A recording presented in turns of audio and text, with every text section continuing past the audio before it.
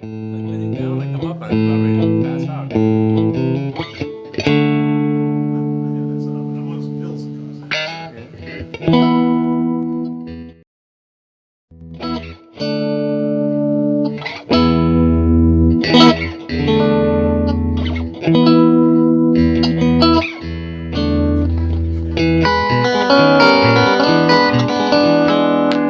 this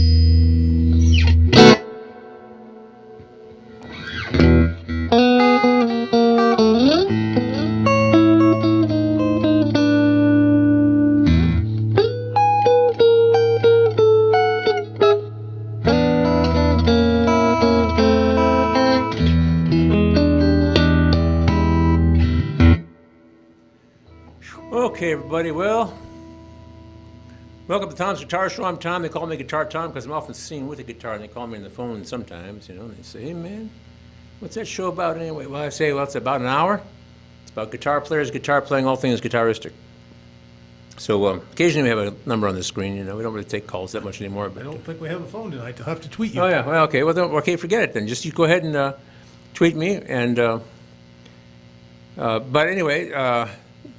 What was this? Okay, well, anyway, people ask me questions about care and feeding their guitar, what kind of guitar is right for them, what kind of, how to play the guitar. Maybe questions on related topics like the guitarrón, the guitarras, sitars, lutes, vihuelas, banjos, balalaicas, bouzouki's, bajos, sextos, bandurias, bandolins, bandoras, mandolins, mandocellos, cavaquinhos, chicholes. Basically anything with strings on it. Lutes, vihuelas. If I said that, I don't know.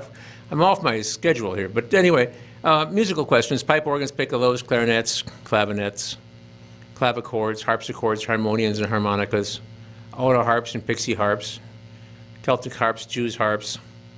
I don't know. Alpenhorns, bagpipes, and concertinas. There you go. Yeah, and dobros, dulcimers, and didgeridoos. Yeah. Okay, there we go. Tubas, trombones and trombomarinas, cornetos and cornholts and cornets, crumhorns. Basically anything you can make music on. Timpani, timbales. We can go on like this, sax and violins on television. There's one. Anyway, it's a music show. So We should lead off with that sax and violins, maybe to improve our ratings. that's right. Oh, we should use it as a handle for the tweet or whatever, like a hashtag sax and violins on television. I have to go out and find a sax player and a violin player, but there are a whole bunch of unemployed ones. We go, do it over. But of course, the classic joke, difference between a trombone player and a sax player. What's that? Sax player has a job. Ah, Yeah. Anyway, how'd the trombone player get better aerodynamics in his car? take the pizza sign off the roof. That's it. Exactly. Yeah. You know the one. Yeah. So. Well, I don't know what it used to be. Every rock and roll combo had a sax player. Now hardly any of them do anymore. No, it's electric guitar. It was, in the old days, electric guitar was, kind of embryonic, shall we say. Like this guitar, not this particular one, but this design came out in 1954. And You know, the Telecaster a couple of years before that, or a few years before that, if you call it, its embryonic state. But, sorry, the broadcaster. But you know, the honking, like in the jump blues bands, the sax, the honking sax is a big deal, you know. Yeah. But you can honk pretty bad with a guitar. So you see somebody like Bruce Springsteen. He had, I forget the guy's name. But, Clarence Clemens. It was Clarence Clemens. Yeah. He died, I guess. Yeah. But anyway, that was kind of a throwback, you know, to have a sax player in the band. But They used to have a keyboard in almost all of them. yeah, well, they still sort of do, but not that as much because, you know, economics. Not like they did in the 50s and 60s. I figured the way to By make the 60s, a lot of them were going away. Yeah. Well, I figured, you know, years ago, I was thinking the way to make money would be for me to play the heck out of a guitar, try to do a lot more with it, get a bass player who's all over the place, you know, is a fan of Jaco Pastorius or something, and a drummer who could do all kinds of different things, and just have a powered trio. Because that way, because I had friends who had bands, and they just started bringing, like, percussionists in and, you know, a couple horns. The next thing you know, you got 7-piece and 9-piece band. At the end of the night, you know, if you're getting like $750, you got like 9 people plus a sound man. You know. If you have 3 people and you're running your own sound off the stage somehow, you see, then you get to spend your $750 3 ways, as opposed to like, you know, 10 ways or 11. Saw Kenny Rogers one time on a talk show talking about why he went solo. He managed the last tour of the first edition, and he thought they were doing good business, drawing good crowds. But then when he got to the end of it, they'd lost thousands of dollars. So. Right. Well, that's how it goes, man. That's how it goes. It's all economics. If you play in a bar, too, I mean, like there's one, well, I don't want to mention it by name, but it's very close to the police station, which is probably a good place for it. And I played there, I've played there a few times over the years, you know, during my life, and I've taken money at the door and everything for other people, friends of mine who are playing there. And the thing is, you go there and you get this, you take money at the door, and you get this big wad of cash, and then somebody from the bar comes and somebody from the office comes and like that, and they're taking your money away. And at the end of the night, you get this very thin packet. You know? And you try to pay the musicians, and if you're the guy at the door, you try to see what's left. You know, $7, and and then you get discount beer. But then you know, but you don't want to drink any of the beer out of a plastic cup, so you know, you sit there all night, you know, breathing in. In those days, there's other people smoke. It's been a long time ago, but that's the way it was. So there's always somebody coming along to take the money away from you. That's how the music business works, I think. So, anyway, so Mr. Kopinski has arrived. Mr. T is sick tonight. Too bad. They're going to do Bob Fest. I think it's a week from Saturday at Uptown Bill's, coming right up. I think it's a week from Saturday. Bob Dylan's birthday, and the guy who usually starts the show off here, Mr. T, Trenton, you know, call him Mr. T. He wants to sing, but I had to line up accompanists for him because I got a gig at the Tuscan Moon. So, anyway. Will you be there this weekend? Oh, I'll be there this weekend, yeah, sure. I'll be there Friday and Saturday. I've been trying to show up early lately, so I get there like 6 even sometimes, like when I'm supposed to. That's a nice restaurant in Kelowna? Yeah, this fanciest restaurant in Kelowna. Better than the family restaurant, the Tequila Grill, and the submarine sandwiches at the Casey's General Store. But no, it's a nice white tablecloth restaurant with an extensive wine list. And we play guitar there Friday, Saturday nights, starting 6:30, something like that, continuing until so it's like the show's over. Lately, it's been more like from 6 to 9 instead of like from 6:30 to 9:30 or something.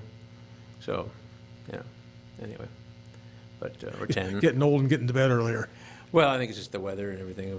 But you know, we might be out in the patio this weekend. That's when the life really begins. You know, I mean, the Christmas season's nice and everything with the little lights and all that. I think it's supposed to get up in the 60s this weekend. That still might be a little cool for. Well, we'll outdoors. see what happens. We'll see. I'll take what it comes from the weather. I mean, I don't really have a lot of choice, do I? No. So, it doesn't listen to me. Anyway, so what did I bring today? This is a Fender Stratocaster. It's a American Special, it's called. I don't think they make these anymore. They ran them for a couple of years, I guess. This is made in the U.S. It's the cheapest of the Stratocasters are the ones that are made in Corona, California. I've had it for a few years, I don't know. Got a really good deal on it, and I couldn't pass it up. I didn't want the red and white, that cherry red and white color, but you know, I don't know, what can I say? It's growing on me. That's my old high school colors, you know, City High. So, Like I said, when you came in, hot rod killers, candy apple red. that's right, candy apple red. But you know, that's what happened. Like, okay, in the '60s, maybe it's the late '50s, but early '60s for sure, they started to, you know, try to sell more guitars. They started painting them the hot rod colors, because there's this whole thing about the surf music, you know. And the thing is that a lot of us here in the land of corn couldn't really identify with the surf, you know. So what we would like to do is have hot rods and drive around the town square, which I've known. Warren, one of my benefactors of the Tuscan Moon, who was actually from Kelowna, he grew up there. He's a miller, like, you know, you're like either a miller or a Yoder. In extreme cases, he might be a Schwarzenegger. These are like family names, but almost everybody's a miller or a Yoder. Yeah. But he was a miller, and I'm sure he's related to Yoders. But anyway, so he was like the Fonz of Kelowna. So he had a shiny hot car. I think they took like a '38 Chevy or something, and you know, turned into a hot rod. Yeah. And they would drive, you know, scoop the loop or whatever like that. And they also drive around Iowa City, like down Burlington Street. I remember when I was a kid, you know, these kids like put like a Lincoln motor in a little Ford coupe, and then you know, but they don't do anything to the brakes or the suspension. Right. So it's like, and I knew a guy who was, they call him a bomb. It's a bomb, not the bomb, but it's a bomb. It was the slang back then.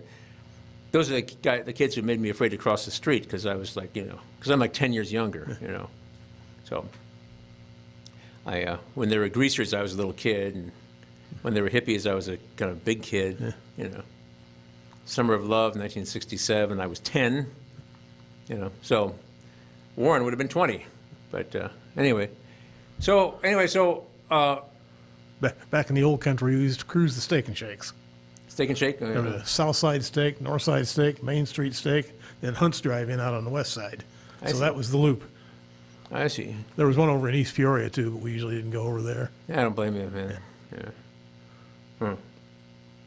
Well, the thing, though, about the thing is that was the main thing back in those days for fun. So to sell electric guitars, they started painting the guitars with car paint.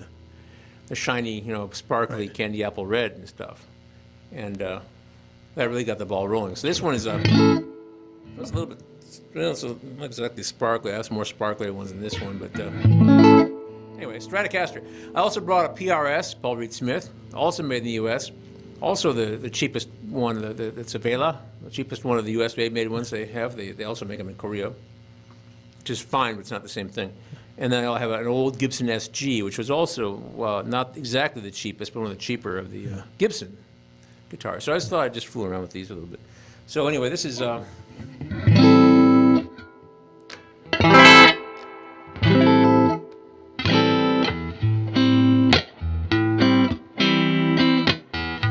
playing this thing every week. I don't know. A minor 7, D minor 9, and like E7 sharp 9. Make a loop. Here's my A minor 7.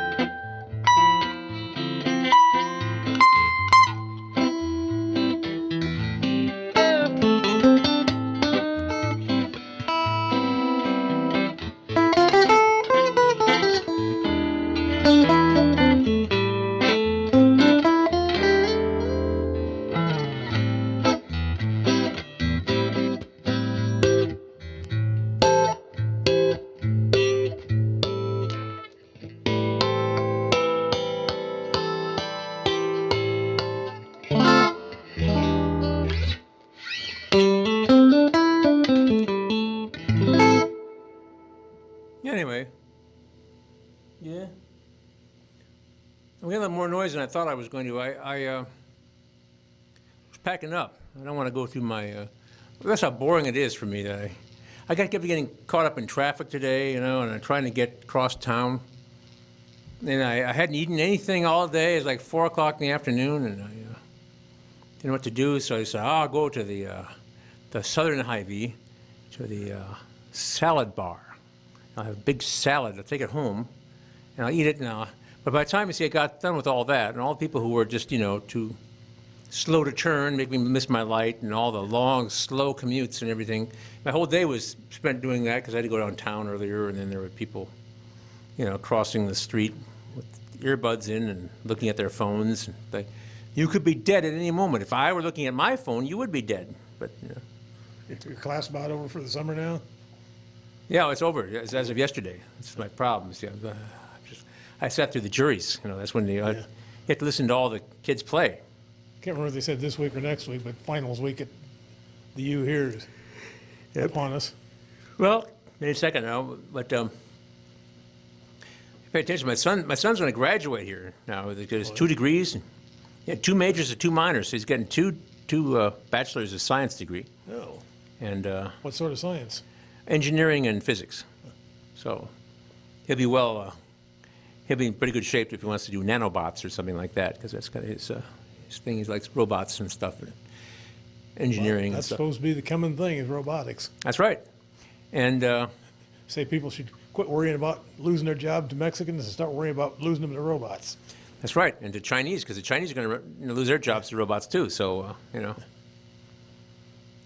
So one thing was the confessions of somebody who worked in an iPhone factory in China.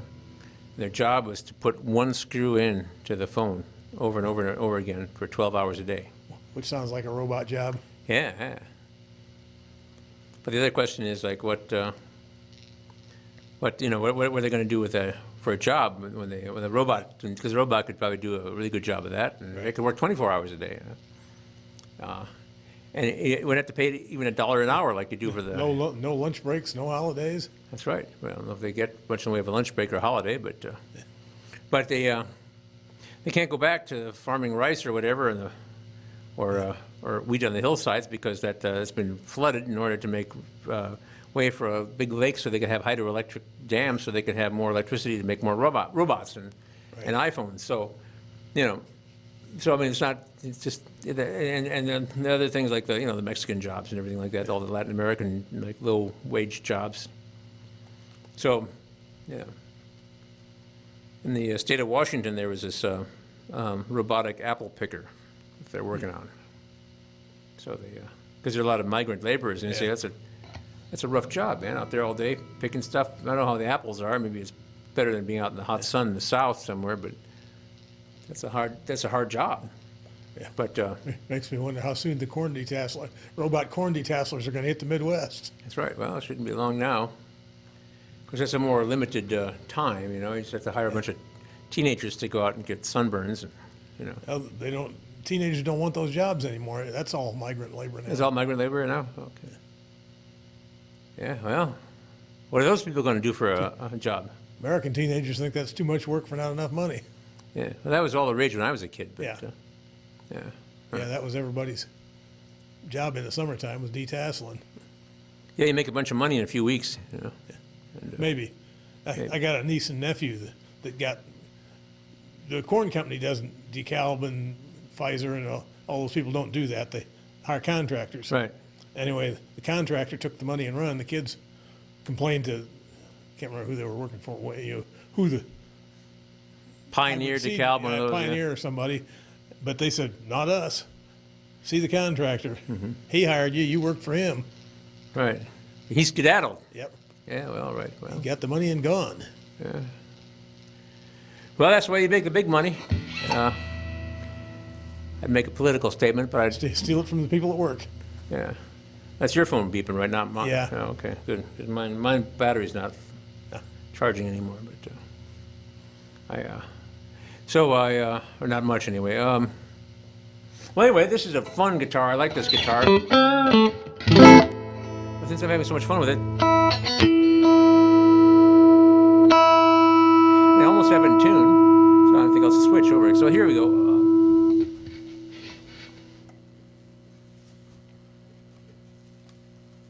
Just thinking how long ago it was American kids did that. That niece and nephew are both about 50 now.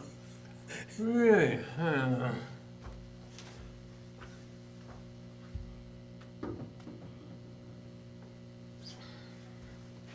Yeah, little nieces, I used to bounce up on my knee and change their diapers and things, and now they're, Now their kids are half grown. yeah, the kids are going, oh well. But it's funny, my three nieces, they live different places, including Alaska, but now they all live in Des Moines, or the Des Moines area anyway, Clive or whatever. Yeah. So I don't know. I should go to Des Moines. That's where it's happening. That's where it is. Yeah. If I weren't descended from two language teachers, I'd say that's where it's at. But I don't speak that way. I don't talk like that. Hang. Dangling participles, yeah. Don't you dangle your participle around here, man. Okay, hang on. Sorry, I've And remember that a preposition's the wrong word to end a sentence with. that's right. Yeah, yeah. With, yeah. Preposition is. Or like the kid said to his mother, "What did you bring the book that I didn't want to be read to out of up for?" Right. There you go. Well, let's give this a shot.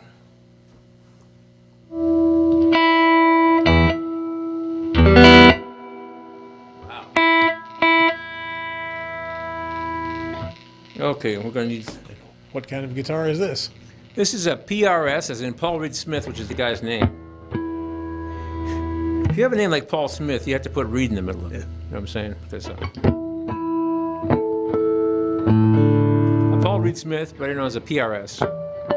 They make these in Maryland. So I had one that I really wanted. I could get it online at Sweetwater, which is an online music store out of Fort Wayne, Indiana. Yeah, I bought a couple connectors from them one time, so they spam me every day now. Oh, of course. Yeah. But I have my sales engineer, Robbie, and I bought things from him. But I was going to buy this, a different Paul Reed Smith, actually fairly more expensive one, hollow body with an F hole, looks like a cursive F, and I was waiting for it, but they didn't come in. They hadn't built it. They ran out of them. They're building more of them, and but they got this one was special ordered for somebody else. But this other guy has a tendency to buy something and take it right back 2 days later. And this was the case with this one. And I thought, well, that's too loud for me. That's too wild. The one I was getting was going to be blue, but very dark blue, a hollow body. And to make my short story just a little bit longer, I played this one a few times, and I had this money saved up, you see, for the other one. And it's going to be a while before the other one showed up. And so I thought about it for a while, and then I played this a little bit more, and then one day I just freaked out and bought this one because the other one wasn't coming. The other one, I figured I'd save up more money because I was saving up money, for the other one, which is more expensive. And they gave me a good deal on this one because it was sort of like not exactly used, and we've been very happy together. The only thing is I hardly play it, but I like it. Someday I might play it all the time. The other one that came in and it was kind of noisy. It had a hum to it, and I actually didn't like it. I liked the pictures of it. It might still be there, hanging on the wall, West Music out there. Because see, the thing was, okay, I guess maybe I forgot to add that to my story. I was going to buy it at Sweetwater, but I figured I'd, buy it from the music store in Coralville because you want there to be a guitar shop or two. Right. There are two here, maybe a couple more in Cedar Rapids, but there are not that many around anymore. There used to be like several in town, but there are two, and not counting the pawn shop, which doesn't really count. So the Musicians Pro Shop and West Music in Coralville. The Musicians Pro Shop's like over here at Gilbert Street, and I hang around there quite a bit. Actually, to tell you the truth, I usually go there after the show and bother the guy, JL, which I don't know what that stands for, the guy who's behind the counter on Tuesday nights. He's more of I think he kind of like grew up with kind of a punk rock thing, and he does the ambient music, which is like, soundscape type of stuff. And so he's a very different approach, but he's a guitar guy and he likes pedals. And so do I guess. So we commune on Tuesdays. But anyway, that's the Musicians Pro Shop, and they got like Reverend guitars and G&L guitars and Seagull guitars, Canadian jobs, So I hang around there. I was there yesterday. And there's West Music in Coralville. They have like Martins and Taylors and Fender. And everybody has Ibanez. So anyway, I bought this one from West Music. And then when the other one came in, I didn't like it. And so, we had this for like a couple of years at least now. It's kind of a handy little guitar. It's kind of light, kind of small. Reminds me of a Gretsch Corvair I used to have. Or was it Corvette? It was a Corvette. More than likely Corvette. Probably a Corvette. Not many people want to put Corvair on things. I suppose. Although I knew people that had them and liked them. Yeah, I knew a guy who collected them. Just a few years ago, he had a Corvair collection. Yeah. He just would never forgive Ralph Nader for say unsafe at any speed, but that's only if you deflate the tires to like. I heard these things. Well, they did drive a little differently than other cars. You had to learn to drive them, but people, they used to run them in sports car races. Yeah, they handled well enough if you knew how to drive them. Right. Well, it's like a Volkswagen kind of, isn't it? Rear-wheel drive, engine in the back. I never had one. I probably never get one. There are not many around, but there are a few. And the people who believe in them. I knew a guy who believed in Studebakers. He said, I wouldn't drive anything but a Studebaker. And I was just really thinking about buying a Studebaker Lark. Thought it'd be kind of fun. I don't know where I get parts for it, but... and I don't fix cars, man. I got That was... the big three came out with the Corvair and the Falcon and the Valiant, and Studebaker didn't have the money to make a new car, so they just chopped a foot off each end of the one they were building, and that was the Lark. Right. Well, guess it works. Remember those? The old lady down the street had a Studebaker Lark when I was a kid. Parked there in her driveway. It's kind of a weird thing. One of those things where they have the garage is in the basement, so the driveway goes steeply down. Right. So she had this car parked at this angle. On my way to school or back, or I don't know. But yeah, I knew a guy that drove Studebakers for as long as he could get them. Right. Well, whatever you're into, man. Some people swore by them, but not enough people. Not enough, I guess. But I drive a Dodge. This is a PRS is a fairly popular brand. It's not as big as Fender. Fender is huge. Of course, Gibson is big too, and Fenders, they make those in other countries. I don't know if they're making Gibsons in other countries now. I'm beginning to become suspicious about the cheap Gibsons. Because they have very inexpensive ones. Like $800 instead of like $2,000. Les Pauls and SGs, but... well, if they're selling them cheap, they're probably making them somewhere else. Probably. They always made them, if it was imported, it was called an Epiphone. An Epiphone, there's Epipotamus, I don't know, some Greek name. So Gibson bought Epiphone a long time ago, like early 60s or something, I don't know if I could look up my facts. But they were... that was an American guitar once upon a time, wasn't it? Epiphone was American. They're made in Michigan. And Gibson was Kalamazoo, Michigan. Maybe Epiphone was too across town, I don't know. But anyway, so they made their cheaper ones, mostly. Sometimes they actually made very good, Gibson guitars called Epiphones back in the day, but mostly it was just the cheaper ones. And then that ended up being what they would have them, made overseas. Yeah. And first Japan, and then Korea, then China, and maybe Indonesia now. That's how it's gone, you know. Right. Japan used to be cheap and kind of crummy. And Japan became expensive but good. Yeah. So we moved over to Korea. Korea was cheap, but, you know, junky. But then it got really good, and they started getting more expensive. Not as expensive as Japan. Moved to China.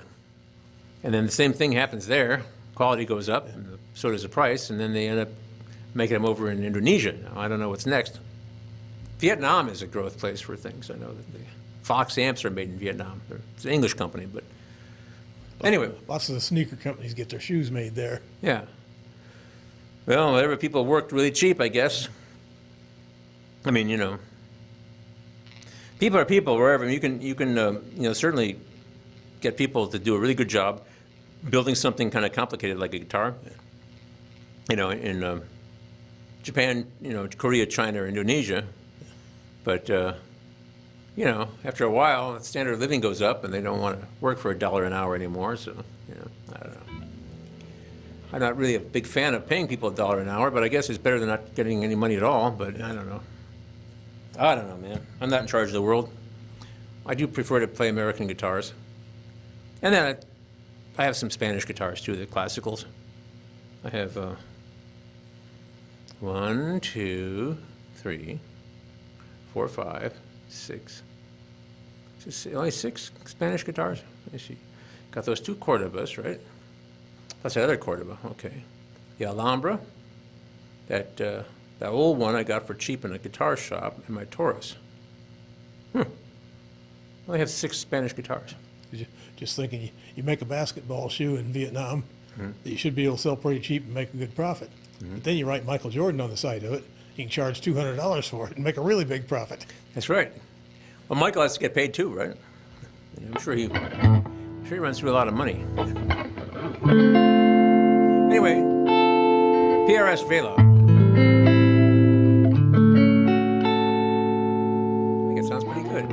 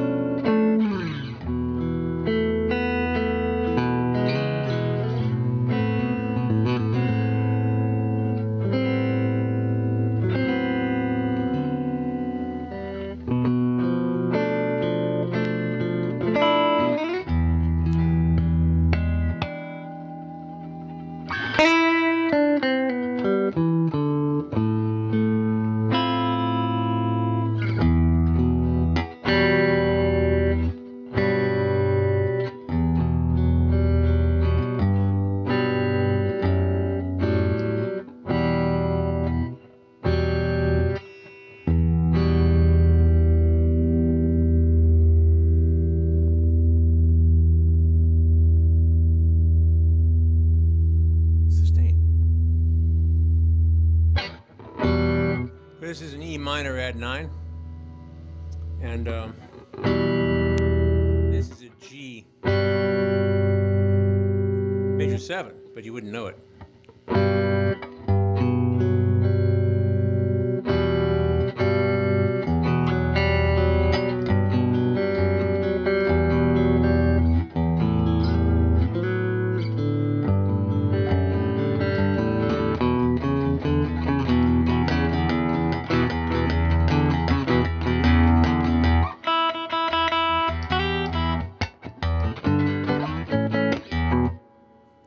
I always wanted to do, I always kind of liked Long Cool Woman in a Black Dress. It was a Holly's song from back in the day.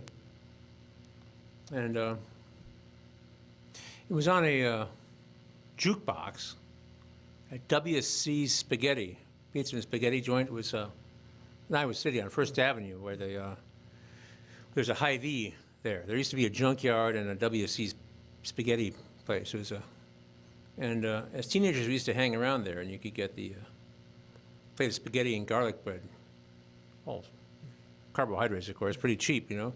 And you put quarters in the jukebox, and there was that, and that was fairly new. And there's Layla, like Derek and the Dominoes, or Eric Clapton, and a couple other things. But China Grove, that's right. And whoa, whoa, whoa, China Grove. I really didn't get in China Grove, but I like that. I like the guitar parts to Layla and Long Cool Woman in a Black Dress. And if you get 3 plays for a quarter, back in the old days, you know. So I had a job, you know. I always had a job. As of yesterday, I don't have a job at Co, not until the fall. It doesn't look like I'm going to get fired anytime soon. The other faculty members are making plans to play duets with me at the next faculty recital in the fall. So they must figure you're going to be there. Well, they haven't heard anything. These are the people who are like, you know, more full-time than I am, but they... I remember at the beginning of the year, I had to go meet the dean and sign my contract. Yeah. And she was looking at, you know, something on her computer screen and said, gee, for what I'm paying for you, I can't let you go. Because you know. But, you know, guitar players, you know, you expect. 2 guys walking down the street. One of them was a guitar player, and the other one, right, he didn't have any money either. Difference between a guitar player and U.S. savings bond. One of them matures and makes money. Yeah, that's a savings bond. Difference between a guitar player and a park bench. Don't know that one. Park bench can support a family of 4. Ah. Yeah. Yeah. Which is a variation. Like the difference between a guitar player and a pizza. That's right, a large pizza. Huh? Yeah, pizza can feed a family of 4. But anyway, yeah. But anyway, that's. But yeah, I work cheap. I know that's true. But yep. So, but in the fall, I guess I'll go back to Co. There's always somebody who is signing up for banjo. I think they've actually got a new classification because of me, because I did teach banjo, but we cheated. We called it guitar, or a special something whatever for the guy who's a music major. He had to have 1 extra hour of lessons, like a week. Can't you just call it string player or something? Well, it's violin or cello or something. There's a classification. So guitar has a number, you see. So they have a new number for the fall for extraneous fretted instruments. Ah. Or maybe it's just anything. Maybe it's accordion or something. I don't know. But anyway, so I got a guy who wants to take banjo in the fall. Was in the ukulele group, the ukulele club, which I was also presiding over, I guess, until last week when that ended. Because we're done. I turned in my grades yesterday. I sat through juries. You know what that means. You know, jury duty might be painful if it's a murder trial, but and the string department means you have to listen to all the kids get up there and play their cellos and violins. And a few of them are actually pretty good. Yeah. But, you know, there are a lot of them go up there. And there's one, I was just telling you this story. There's this one girl got up there, and she was really cute. She was from China. She was extremely positive and having a great time, all smiles, and she's little, and there's another Chinese guy who was her accompanist, a piano player, and she played the cello. And she sat down and very, smiling, and played her little piece, which was the same thing that, we have kids play at the Crucial School, a little folk song. But she's about a quarter tone sharp on everything, And we're sitting there, trying to be nice, us, the victims, the faculty. Listen, and of course the bow stroke it's really hard to get a bow stroke. You have to be really getting that right vibration with a piece of horsehair, a little tree sap on it. It's really hard to do. I know I have a background with bow things, and I took cello lessons and violin, and I took a lot of string bass, and I still play bass. I guess I still play cello occasionally, and violin I'm not very good. Better than her, but I mean I'm not very good. But at least I kind of play in tune. But anyway, that's what we did. Anyway. I'm digressing. But for one of the two high points of the thing for everybody was one of my students is this Japanese guy. He had a classical guitar that he checked out from the library there, a nylon string guitar. We played "Listen to the Music" by the Doobie Brothers. So we played a Doobie Brothers song because he's going to go back to. He's a guy. He's got hair in his eyes, and a negative attitude, and he's going to go back to Japan. His parents want him to go into business, but he doesn't know what he wants to do, except he was in a band for a while in Japan. He wants to be in another band. But what kind of music do you want to play? Rock. He wants to play rock music, you see. So I figured, what the heck, So actually... Such money as there is in music, that's where most of it is. Probably. So we're doing like...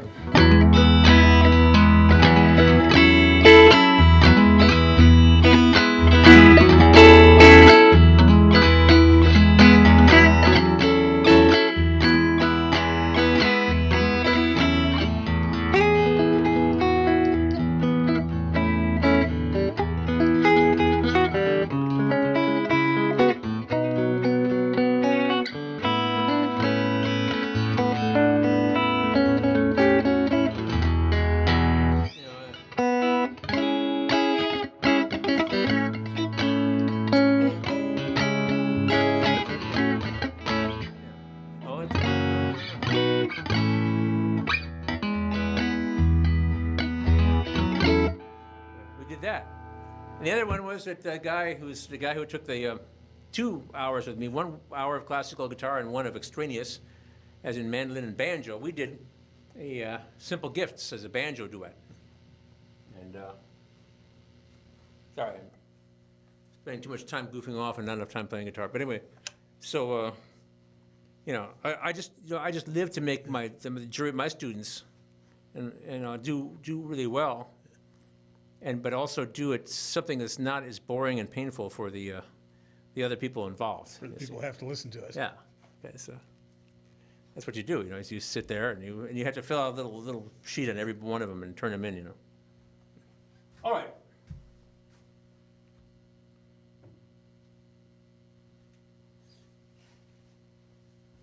PRS. This is a Gibson. It really is a Gibson. It's an old Gibson. This is about 30 years old. I don't know exactly how old it is, except that I have a vague idea that the guy who used to do repairs at the Musician's Pro Shop, Dustin, was the same age as the kid who got this when he was 12. So I think it's like, 42 years ago maybe, So I'm not sure if this was made in Kalamazoo, Michigan, or in Nashville, because they moved.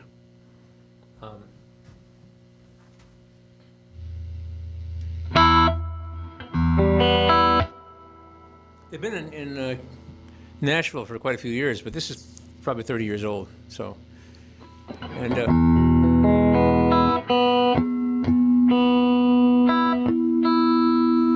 so the story behind this guitar, as far as I know, the story so a really long time ago I taught music. I taught lessons at West Music. I worked for them on and off, over the years, and 30 years ago, trying to remember when that was. Kid came to me in the late spring, right when the school ended, and he was a kid who had been playing violin since he was 3. And a smart kid and everything, but he didn't want to play violin anymore, and his father said he had to play something. So they settled on guitar, and he could play in the jazz band in school, because they had guitar players in the jazz band. So he shows up for a lesson with a shiny black, brand new Gibson SG. And then I got this method book that I was using, and I showed him how to read the notes on all the 6 strings. And then, guitar is pretty simple. You go over to the next string 5 frets up. So here's an E, open first string, second string the 5th fret, right? The thing is, on the 3rd string, it's the 4th fret higher, so 4 plus 5 is 9, right? And 9 plus 5 is, 12, or 14, anyway. So once you know how to read the notes down here, you know what they all are, then it's easy to figure out what they are up here, because you just go over a string and up, there are 5 frets or 4 frets on the 3rd string. That's the one that's different, okay? And then, so we worked on some chord theory. Like, take the chords This stuff I teach people, but they go blank, they go, and they don't think about it all week, and then they come back, and they're still as mystified. This kid actually did everything I asked him to do. And every time he'd come back and he would have everything together, next week I'd give him even more. And he'd come back and have that all done. So he learned, all the notes on the guitar, some very basic chord theory, but enough to get by in a jazz band, basic jazz band. And how to solo with it, like a pentatonic scale. So anyway, the upshot was, at the end of the summer, he quit taking lessons. And I'd run into him occasionally, and and I heard about him from other kids that I knew, hanging around the music stores like I did, working in, and he got all the solos. When they have a solo in the jazz band, need somebody to step forward and go through a blazing solo, he was ready. And I showed him how, but well, like Victor Wooten, the bass player, was saying in his master class, his workshop, I can't teach you how to play the bass. I can just kind of show you. So you have to learn yourself, But this is like one of the few people who actually, really, went for it.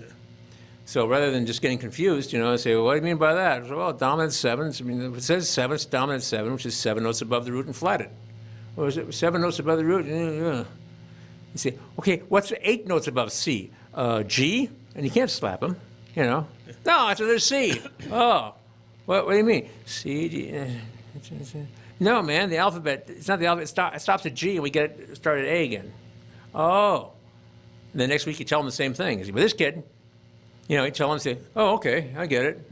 Well, go practice it for a week. So you go and practice it for a week. So about 12 weeks of lessons, like 12 lessons. And he went off to the 7th grade and got in the jazz band and remained in the jazz band all the way through high school.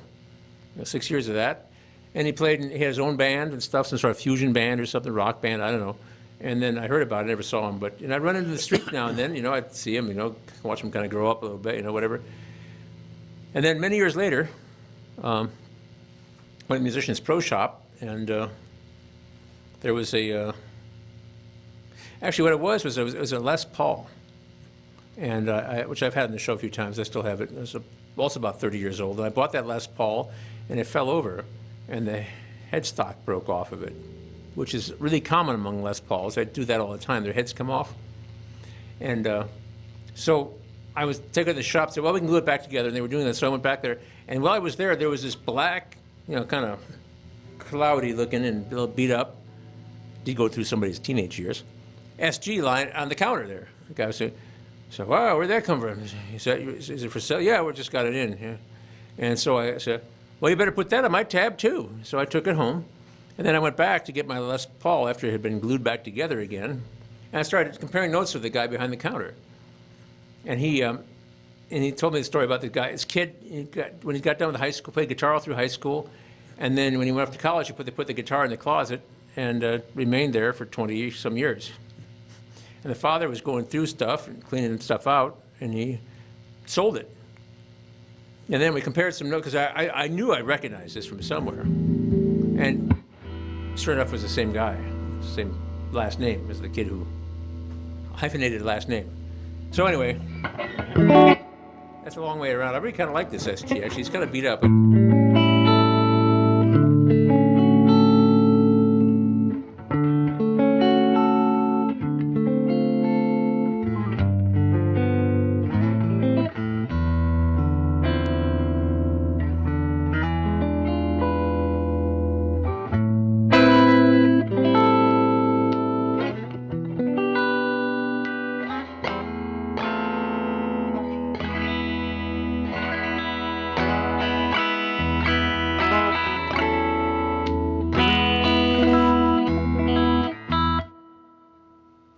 Also kind of hot. Let's turn it down a little bit.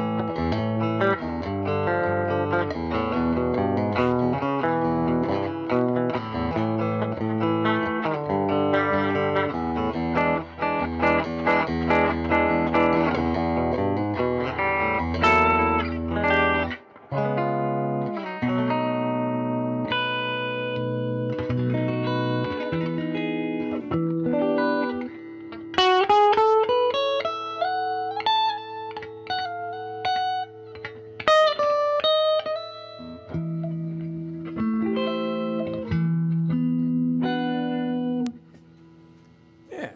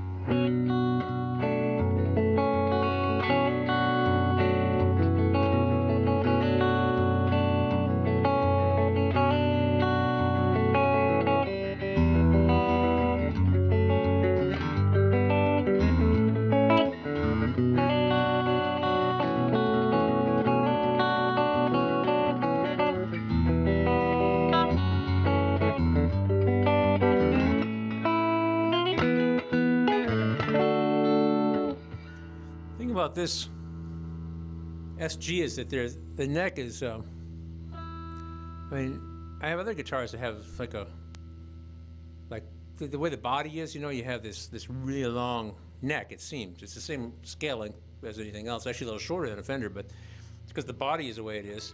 I'm never sure where I am because the fifth fret's usually somewhere around here, but now it's all the way down to here. So I have to look, man. I mean, That's allowed. yeah, well, I've got nothing left to prove, you know. I try to be pure, but nobody cares, right? There's this Italian guy. I should look his name up again. Try to look him up again. He's actually a really good classical guitarist. He's playing like this, but he's always looking down. He's got this weird look, like he's trying not to. It's like he's looking down like this at the fingerboard. Because he's going up and down, and of course he's playing really difficult classical guitar music, but like he's not sort of just like looking, you know. But there's Donna. With her instrument. Yeah. You can ask her if she wants to say hello. I don't know. We got like 1 minute, 2 minutes left. You want to come say hello to our audience? Yes. You don't have to on my account, but Bob would probably say so. Well, come on if you want to say hello. Somebody to fetch you. Hey, Donna. Hey, tell us about Bob Fest. Yeah. Bob Fest is this Saturday from 7 to 9. Saturday night, okay. And Aaron, the banjo player, and I are going to play Buckets of Rain and Honey, Just Allow Me One More Chance. One more chance to. Yeah. It's upstairs at Uptown Bill's Coffee House. It's going to be really fun. Yeah, I won't be there. I'll be busy. I'll be at the Tuscan Moon. But, Corner of South Dubuque and Lafayette. right. All right. And Mr. T, Trenton wants to sing, but he's not here today because he's sick. So that's probably why you came all the way down here, and I didn't know until it was too late. So, we can find out, though. And then I'll somehow find out what key. And I got to make sure I know which songs they are, too. But because you're going to be accompanist for the guy, we spoke about this earlier in the show. He's the guy who usually starts the show when Mr. Skrbinski is coming. But he's going to sing, but he doesn't play anything. So that's why you and your ukulele or banjo or whatever you might have on you are going to be very useful. So anyway, yeah, Saturday night, Bob Fest, Bob Dylan's birthday, Uptown Bill's Coffee House. And I'm about done, aren't I? How many do I got, like 1 minute? 1 minute, okay. Well, I'll be at Tuscan Moon this weekend. We'll be at Bob Fest.